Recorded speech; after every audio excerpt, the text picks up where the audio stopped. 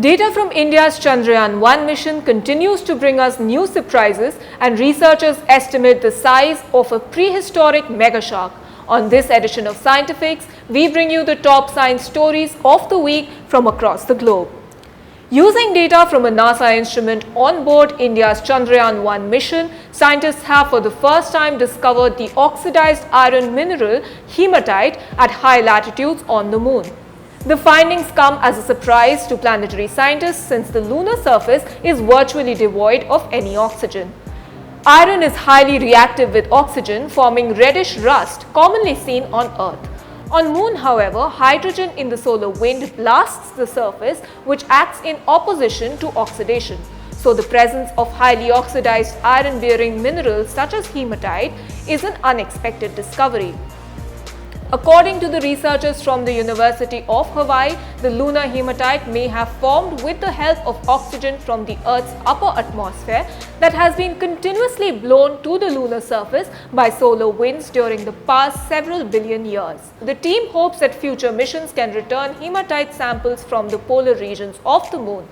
The chemical signatures of those samples can confirm their hypothesis whether the lunar hematite is oxidized by the Earth's oxygen and may also help reveal the evolution of the Earth's atmosphere in the past billion years. Also this week, wildfires raging across the Arctic, which resulted in smoke plumes covering the equivalent of more than a third of Canada, has broken last year's records for carbon dioxide emissions this summer. According to scientists from the Copernicus Atmosphere Monitoring Service, this year's CO2 emissions from the Arctic Circle fires have increased by just over a third compared with 2019. From 1st January to 31st August this year, an estimated 244 megatons of CO2 was emitted from the region. In comparisons, the wildfires throughout the last year in that region released 181 megatons into the atmosphere. Most of the increased wildfire activity has been seen in Russia's Sakha Republic, destroying millions of acres of land. Some fires early in the season are thought to have been caused by what are known as zombie fires, which may have been smoldering underground during the winter months. While the peak of the Arctic fire season was in July and early August, regions in Russia are still experiencing above average daily total wildfire intensity. As it is, these events are worrying as the Earth is already in the middle of an ongoing climate crisis.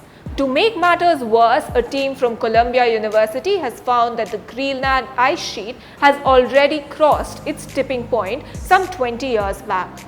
While the ice sheet's decline has been well documented over the past 2 decades, this latest study suggests that even if the oceans and atmosphere were to stop warming today, the ice sheet will continue to lose more ice than it will gain. Until the turn of this century, the ice sheet was in a state of equilibrium. The ice lost in the year would be replenished by the wintertime snowfall, and the sheet maintained a near constant mass. However, since the year 2000, ice loss started to outpace annual snowfall. The team looked through 40 years of satellite data to determine the rate of ice loss. The shift they found represents a tipping point that is unlikely to be reversible in the near future. Also this week, scientists have estimated the actual size of an enormous prehistoric megashark which has inspired famous Hollywood films such as The Meg. The megalodons are thought to have lived from about 23 million to 3 million years ago. It preferred warm waters. It is thought to have gone extinct as a result of the ocean cooling during the ice ages, coupled with lowering of the sea levels and resulting loss of suitable nursery areas.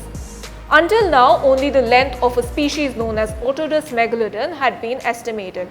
The team from University of Bristol and Swansea University determined the size of the rest of its body, including fins, as large as an adult human.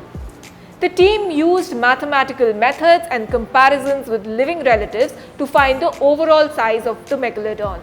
For example, the great white shark depicted in the 1975 movie Jaws is a distant descendant of the megalodon and can often grow up to more than 6 meters in length. The results suggest a 16-meter megalodon is likely to have had a head about 4.65 meters long, a dorsal fin 1.62 meters tall and a tail 3.85 meters long. This means an adult human could stand on the back of the shark and be about the same height as the dorsal fin. Meanwhile, a study reveals that older male elephants have an important role to play in the survival of the species by passing on their skills and knowledge to younger males. The older female elephants lead groups of daughters and their calves, while males grow up and leave the herd. It has been long thought that male elephants largely led solitary lives after gaining independence and leaving their family group.